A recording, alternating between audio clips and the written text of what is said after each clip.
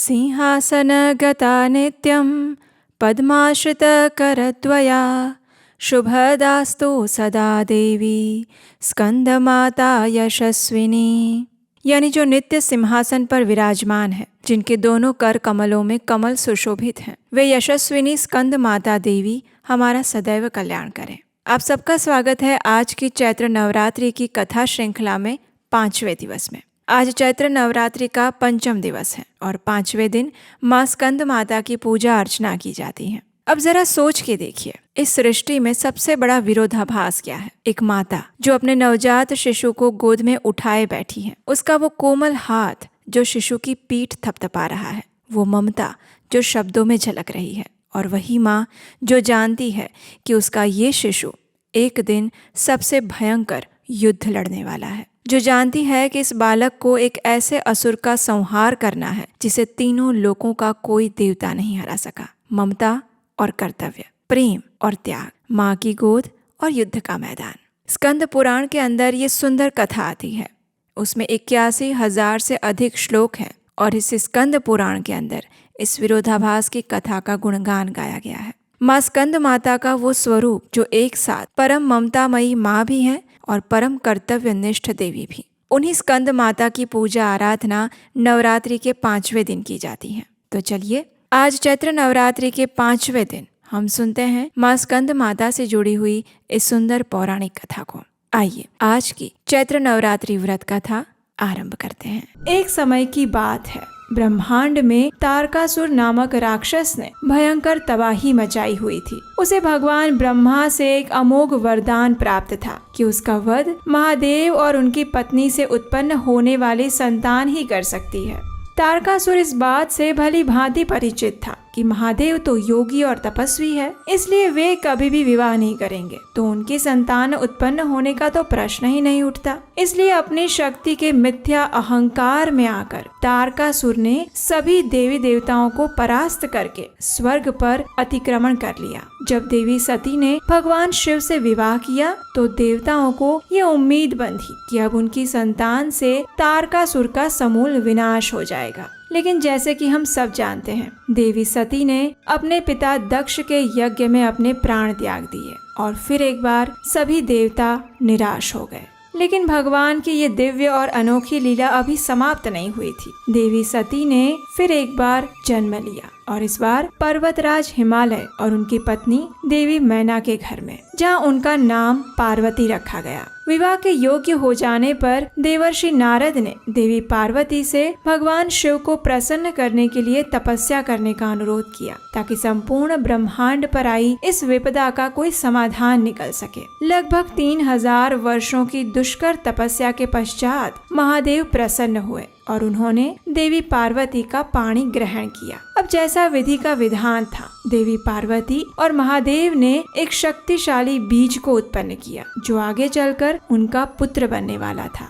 अब महादेव और देवी पार्वती का ये पुत्र साधारण कैसे हो सकता है? तो ये बीज इतना शक्तिशाली और तेजस्वी था कि इसे संरक्षित करने का कार्यभार स्वयं अग्निदेव को सौंपा गया। लेकिन अग्निदेव भी उस शक्तिशाली बीज के प्रचंड तेज से अप्रभावित नहीं रह पाए और उन्हें संभालने के प्रयास में वे निष्फल रहे। अंततः उन्होंने उस शक्तिशाली बीज को देवी गंगा को सौंप दिया। देवी गंगा ने उस बीज की देखभाल तो की, लेकिन देवी पार्वती ये अच्छे से जानती थी कि केवल वे ही इस बीज को संभाल पाएगी, क्योंकि उसका तेज संपूर्ण ब्रह्मांड को भस्म करने में सक्षम था। और तब देवी पार्वती ने जल का रूप धारण किया और उस बीज को संरक्षित किया और कुछ समय बाद कार्तिकेय का जन्म हुआ। देवी पार्वती का ये रूप, जिसमें वे अपने पुत्र कार्तिकेय का पालन पोषण करती है, इसे ही देवी स्कंद माता के नाम से जाना जाता है। जब कार्तिकेय का जन्म हुआ तो उनके 6 मुख थे। ऐसा कहा जाता है कि कुछ समय के लिए इस बालक की देखभाल 6 ऋषि पत्नियों ने की थी, जिन्हें कृतिका के नाम से जाना जाता था। अपनी इन 6 माताओं के नाम से ही इस बालक का नाम कार्तिकेय पड़ा। कार्तिकेय का जन्म जैसे देवताओं के लिए उम्मीद की एक नई किरण साबित हुआ। जब कार्तिकेय बड़े हुए और सब प्रकार की विद्याओं में निपुण हो गए तो देवताओं ने उन्हें अपना सेनापति बनाया। उन्होंने कार्तिकेय को अपने अस्त्र शस्त्र प्रदान करके हर प्रकार से शक्तिशाली बना दिया और इसके बाद कार्तिकेय ने तारकासुर के विरुद्ध धावा बोल दिया और उसका विनाश करके संपूर्ण ब्रह्मांड को उसके आतंक से मुक्ति दिलाई। चलिए अब हम कार्तिकेय जी के बारे में आपको एक रोचक जानकारी देते हैं। एक बार क्या हुआ कि जब वे ब्रह्मा जी से विद्या प्राप्त करने गए थे तो उन्होंने ब्रह्मा जी से ओम शब्द का अर्थ पूछा। तब ब्रह्मा जी ने 12,000 श्लोकों की सहायता से कार्तिकेय को ओम का अर्थ समझाया, लेकिन वे उनके उत्तर से इतने संतुष्ट नहीं हुए। उसके बाद कार्तिकेय ने अपने पिता भगवान शिव से ओम का अर्थ पूछा तो भगवान शिव ने 12 लाख श्लोकों की सहायता से अपने पुत्र को ओम का गहरा अर्थ समझाने का प्रयास किया। जब कार्तिकेय को ओम का अर्थ समझ में आ गया तो उसके बाद उन्होंने स्वयं अपनी ओम की व्याख्या की। और जानते हैं कितने श्लोकों में? तो कार्तिकेय ने ओम की इस व्याख्या 12 करोड़ श्लोकों में की थी। उनकी इस बुद्धिमत्ता और तेजस्विता के ऊपर प्रश्न उठाने का कोई प्रश्न ही नहीं उठता, क्योंकि वे स्वयं देवी पार्वती और भगवान शिव के पुत्र जो हैं। देवी स्कंद माता की 4 भुजाएं हैं, जिसमें से एक भुजा में वे कार्तिकेय को शिशु रूप में धारण करती हैं और 2 भुजाओं में वे कमल का पुष्प धारण करती हैं। उनका चौथा हाथ वर मुद्रा में है। उनका स्वरूप अत्यंत सौम्य और ममतामयी है। नवरात्रि के 5वें दिन आप देवी स्कंद माता के इस श्लोक का उच्चारण कर सकते हैं। सिंहासनागता नित्यं पद्माश्रितकरद्वया शुभदास्तु सदा देवी स्कंद माता यशस्विनी। देवी स्कंद माता को पीला रंग विशेष रूप से प्रिय है, इसलिए इस दिन पीले अथवा सुनहरे रंग के वस्त्र धारण करने चाहिए। प्रातः काल में जल्दी उठकर स्नान इत्यादि से शुद्ध होकर गंगा जल से पूजा के स्थान को शुद्ध करना चाहिए। उसके पश्चात लकड़ी की चौकी पर पीला कपड़ा बिछाकर उस पर माता का विग्रह अथवा चित्र रख सकते हैं। विग्रह है तो उसे शुद्ध जल और पंचामृत से स्नान करवाना चाहिए। उसके पश्चात उन्हें पीले वस्त्र अर्पण करने चाहिए और पीले रंग के पुष्पों से उनका श्रृंगार करना चाहिए। भोग के लिए उन्हें पीले रंग के फल या फिर मिठाई अर्पित करनी चाहिए। माता को धनुष बाण अर्पण करना भी शुभ माना गया है। शायद आपको ये जानकर आश्चर्य होगा कि देवी स्कंद माता को समर्पित केवल 2 ही मंदिर हमारे भारत देश में हैं। एक है वाराणसी में और एक है विदिशा में। मध्य प्रदेश के विदिशा में पुराने बस स्टैंड के पास सांकल कुआं के पास माँ दुर्गा का विशाल मंदिर उपस्थित है। इस मंदिर की साल 1998 में स्थापना की गई थी। यहाँ पर माँ दुर्गा के स्कंद स्वरूप की पूजा अर्चना की जाती है। वहीं दूसरी ओर वाराणसी के जगतपुरा क्षेत्र के बागेश्वरी देवी मंदिर परिसर में माँ दुर्गा के 5वें स्वरूप यानी स्कंद माता का मंदिर स्थित है। इन दोनों ही मंदिरों में नवरात्रि के 5वें दिन श्रद्धालुओं की भारी भीड़ लग जाती है। इस दिन माता की भव्य आरती और श्रृंगार किया जाता है। ऐसा कहा जाता है कि देवी स्कंद माता के दर्शन मात्र से श्रद्धालुओं के सभी पाप नष्ट हो जाते हैं। तो आइए नवरात्रि के इस शुभ और मंगलकारी दिनों में अब हम श्रवण करते हैं महिषासुर मर्दिनी स्तोत्र के हिंदी अनुवाद का, जिसका श्रवण करने मात्र से देवी दुर्गा की विशेष कृपा प्राप्त की जा सकती है और उसे शुरुआत से लेकर अंत तक पूरा सुना जाता है।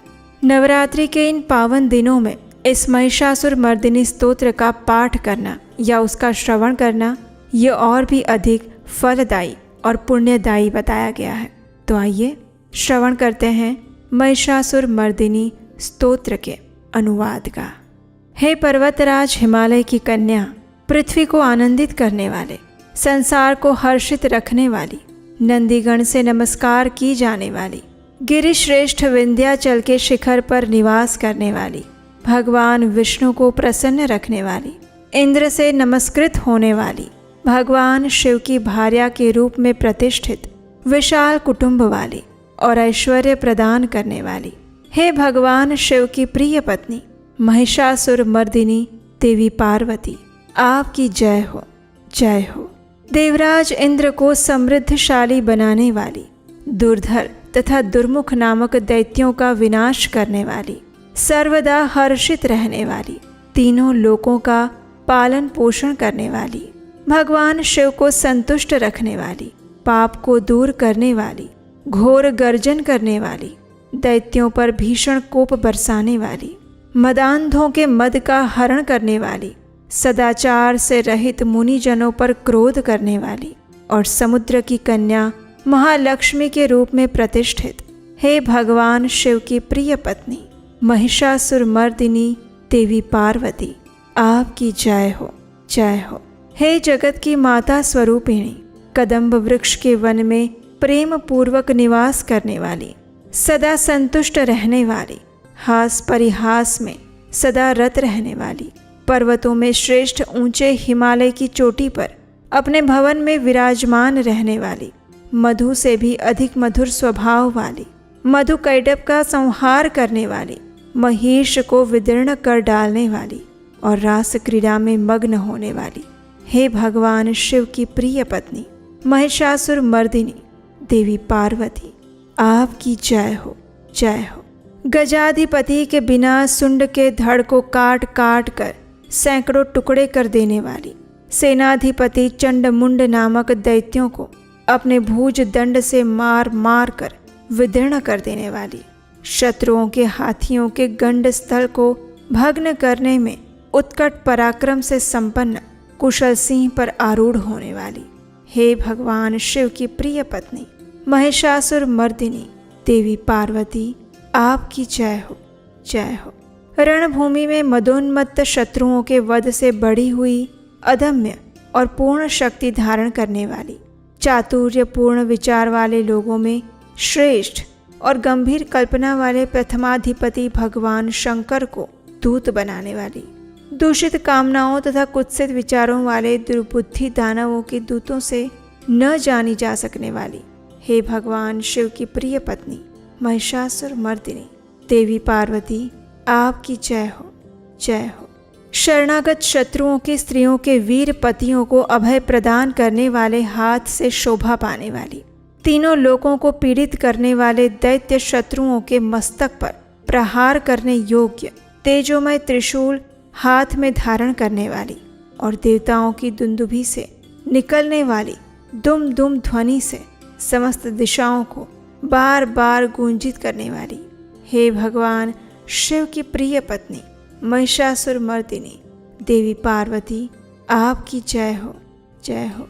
अपने हुंकार मात्र से धूम्र लोचन और धूम्र आदि सैकड़ों असुरों को भस्म कर डालने वाली, युद्ध भूमि में कुपित रक्त बीज के रक्त से उत्पन्न हुए अन्य रक्त बीज समूहों का रक्त पी जाने वाली और शुंभ निशुंभ नामक दैत्यों के महायुद्ध से तृप्त किए गए मंगलकारी शिव के भूत पिशाचों के प्रति अनुराग रखने वाली, हे भगवान शिव की प्रिय पत्नी महिषासुर मर्दिनी देवी पार्वती, आपकी जय हो, जय हो। समर भूमि में धनुष धारण कर अपने शरीर को केवल हिलाने मात्र से शत्रु दल को कंपित कर देने वाली, स्वर्ण के समान पीले रंग के तीर और तरकश से सुसज्जित भीषण योद्धाओं के सिर काटने वाली, हाथी घोड़ा रथ पैदल ये चारों प्रकार की सेनाओं का संहार करके रणभूमि में अनेक प्रकार की शब्द ध्वनि करने वाले बटुकों को उत्पन्न करने वाली, हे भगवान शिव की प्रिय पत्नी महिषासुर मर्दिनी देवी पार्वती, आपकी जय हो, जय हो। हे देवांगनाओं के तत्था थैये थैये आदि शब्दों से युक्त भावमय नृत्य में मग्न होने वाली, कुकुथा आदि विभिन्न प्रकार की मात्राओं वाले तालों से युक्त आश्चर्यमय गीतों को सुनने में लीन रहने वाली और मृदंग की धुधुकुट धुधुट आदि गंभीर ध्वनि को सुनने में तत्पर रहने वाली, हे भगवान शिव की प्रिय पत्नी महिषासुर मर्दिनी देवी पार्वती, आपकी जय हो, जय हो। हे जपनीय मंत्र की विजय शक्ति स्वरूपिणी, आपकी बार बार जय हो।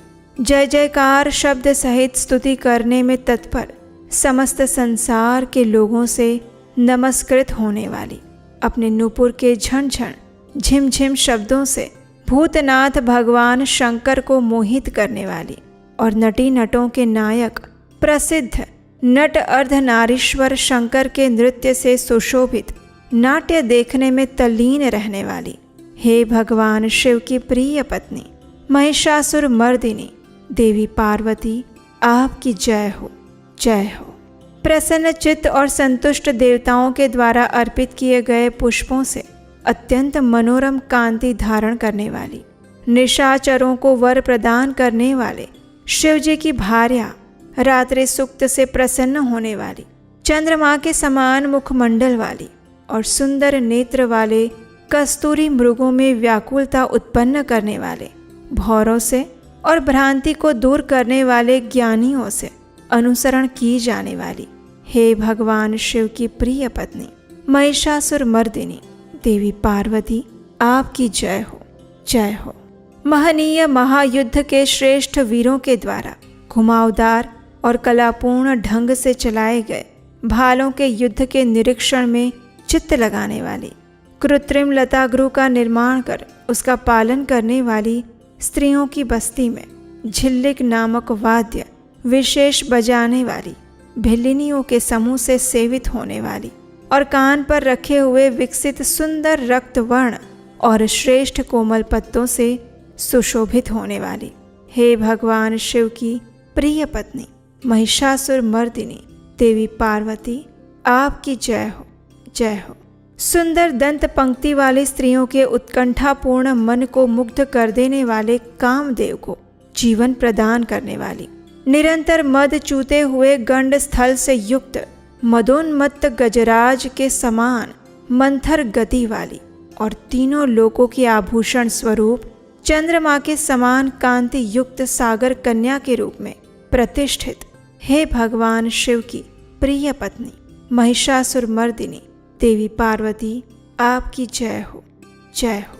कमल दल के समान वक्र, निर्मल और कोमल कांति से परिपूर्ण, एक कला वाले चंद्रमा से सुशोभित, उज्ज्वल ललाट पटल वाली, संपूर्ण विलासों और कलाओं की आश्रयभूत, मंद गति और क्रीड़ा से संपन्न, राजहंसों के समुदाय से सुशोभित होने वाली और भौरों के सदृश काले और सघन केशपाश की चोटी पर शोभायमान, मौलश्री पुष्पों की सुगंध से भ्रमर समूहों को आकृष्ट करने वाली, हे भगवान शिव की प्रिय पत्नी महिषासुर मर्दिनी पार्वती देवी, आपकी जय हो, जय हो। आपके हाथ में सुशोभित मुरली की ध्वनि सुनकर बोलना बंद करके लाज से भरी हुई कोकिल के प्रति प्रिय भावना रखने वाली, भौरों के समूहों की मनोहर गूंज से सुशोभित पर्वत प्रदेश के निकुंजों में विहार करने वाली और अपने भूत तथा भिल्लिनी आदि गणों के नृत्य से युक्त क्रीड़ाओं को देखने में सदा तल्लीन रहने वाली, हे भगवान शिव की प्रिय पत्नी महिषासुर मर्दिनी देवी पार्वती, आपकी जय हो, जय हो। अपने कटी प्रदेश पर सुशोभित पीले रंग के रेशमी वस्त्र की विचित्र कांति से सूर्य की प्रभा को तिरस्कृत कर देने वाली, सुमेरु पर्वत के शिखर पर मदोन्मत्त गर्जना करने वाले हाथियों के गंड स्थल के समान वक्ष स्थल वाली और आपको प्रणाम करने वाले देवताओं और दैत्यों के मस्तक पर स्थित मणियों से निकलती हुई किरणों से प्रकाशित, चरण नखों में चंद्रमा समान कांति धारण करने वाली, हे भगवान शिव की प्रिय पत्नी महिषासुर मर्दिनी देवी पार्वती, आपकी जय हो, जय हो। हजारों हस्त नक्षत्रों को जीतने वाले और सहस्त्र किरणों वाले भगवान सूर्य की एकमात्र नमस्करणीय, देवताओं के उद्धार हेतु युद्ध करने वाले, तारकासुर से संग्राम करने वाले और संसार सागर से पार करने वाले शिव जी के पुत्र कार्तिकेय से प्रणाम की जाने वाली और राजा सुरथ और समाधि नामक वैश्य की सविकल्प समाधि के समान समाधियों में सम्यक जपे जाने वाले मंत्रों में प्रेम रखने वाली, हे भगवान शिव की प्रिय पत्नी महिषासुर मर्दिनी देवी पार्वती, आपकी जय हो, जय हो। हे करुणामयी कल्याणमयी शिवे, हे कमल वासिनी कमले, जो मनुष्य प्रतिदिन आपके चरण कमल की उपासना करता है उसे लक्ष्मी का आश्रय क्यों नहीं प्राप्त होगा। हे शिवे, आपका चरण ही परम पद है। ऐसी भावना रखने वाले मुझ भक्त को क्या क्या सुलभ नहीं हो जाएगा, यानी सब कुछ प्राप्त हो जाएगा। हे भगवान शिव की प्रिय पत्नी महिषासुर मर्दिनी देवी पार्वती, आपकी जय हो, जय हो। स्वर्ण के समान चमकते घड़ों के जल से जो आपके प्रांगण की रंगभूमि को प्रक्षालित करके उसे स्वच्छ बनाता है। वो इंद्राणी के समान विशाल वक्ष स्थलों वाली सुंदरियों का सानिध्य सुख अवश्य प्राप्त करता है। हे सरस्वती, मैं आपके चरणों को ही अपनी शरण स्थली बनाऊं, मुझे कल्याण कारक मार्ग प्रदान करें। हे भगवान शिव की प्रिय पत्नी महिषासुर मर्दिनी देवी पार्वती, आपकी जय हो, जय हो। स्वच्छ चंद्रमा के सदृश सुशोभित होने वाले आपके मुख चंद्र को निर्मल करके जो आपको प्रसन्न कर लेता है, क्या उसे देवराज इंद्र की नगरी में रहने वाली चंद्रमुखी सुंदरियां सुख से वंचित रख सकती हैं? भगवान शिव के सम्मान को अपना सर्वस्व समझने वाली हे भगवती, मेरा तो ये विश्वास है कि आपकी कृपा से क्या क्या सिद्ध नहीं हो पाता है। हे भगवान शिव की प्रिय पत्नी महिषासुर मर्दिनी माता पार्वती, आपकी जय हो, जय हो। हे उमे, आप सदा दीन दुखियों पर दया का भाव रखती हैं, अतः आप मुझ पर कृपालु बनी रहें। हे महालक्ष्मी, जैसे आप सारे संसार की माता हैं, वैसे ही मैं आपको अपनी भी माता समझती हूँ। हे शिवे, यदि आपको उचित प्रतीत होता हो तो मुझे अपने लोक में जाने की योग्यता प्रदान कीजिए। हे देवी, मुझ पर दया कीजिए। हे भगवान शिव की प्रिय पत्नी महिषासुर मर्दिनी पार्वती देवी, आपकी जय हो, जय हो।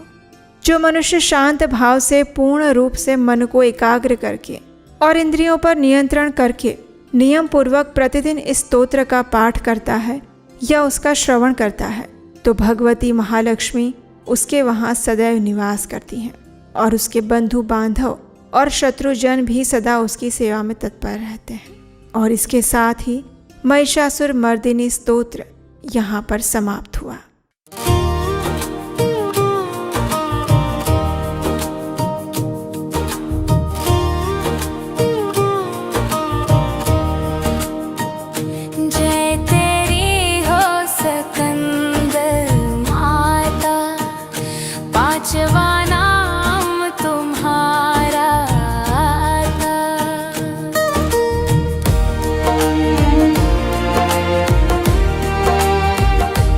सबके मन की जाननहारी,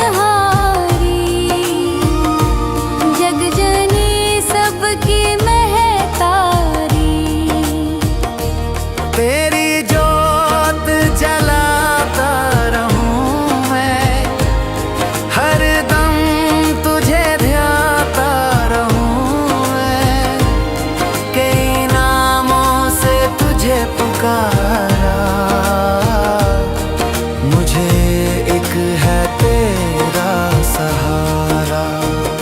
कहीं पहाड़ों पर है डेरा, कई शहरों में तेरा बसेरा, हर मंदिर में तेरे नजारे, गुण गाए तेरे भक्त प्यारे। भक्ति अपनी मुझे दिला दो, शक्ति मेरी बिगड़ी बना दो। इंद्र आदि देवता मिल सारे, करे पुकार तुम्हारे द्वारे।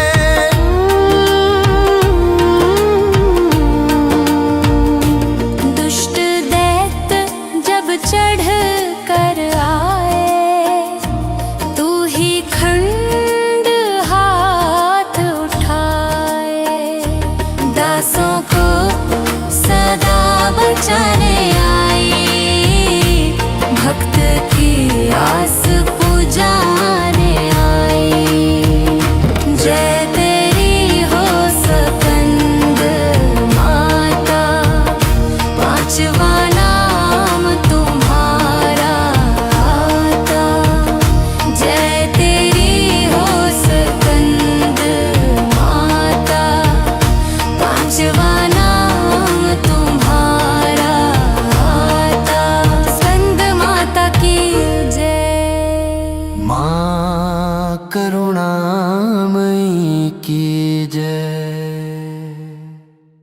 तो ये थी नवरात्रि के उपलक्ष्य में देवी स्कंद माता की पौराणिक कथा। ये कथा आपको कैसी लगी ये हमें नीचे कमेंट करके जरूर बताइएगा। और अगर अभी तक आपने चैनल सब्सक्राइब नहीं किया है तो क्या सोच रहे हैं, जल्दी से इस चैनल को सब्सक्राइब करिए, नोटिफिकेशन ऑन करिए ताकि आने वाली नवरात्रि कथाएं भी आपको सरलता से मिल जाए। वेदों और पुराणों में से निकाली हुई प्रमाणभूत इन पौराणिक कथाओं को सुनना अगर आपको अच्छा लगता है और अगर इस कार्य में आप हमारा सहयोग देना चाहते हैं तो स्क्रीन पर दिए गए नंबर पर अपना आर्थिक योगदान भेज सकते हैं।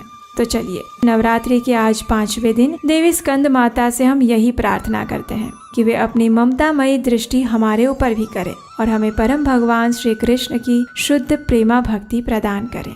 हरे कृष्णा।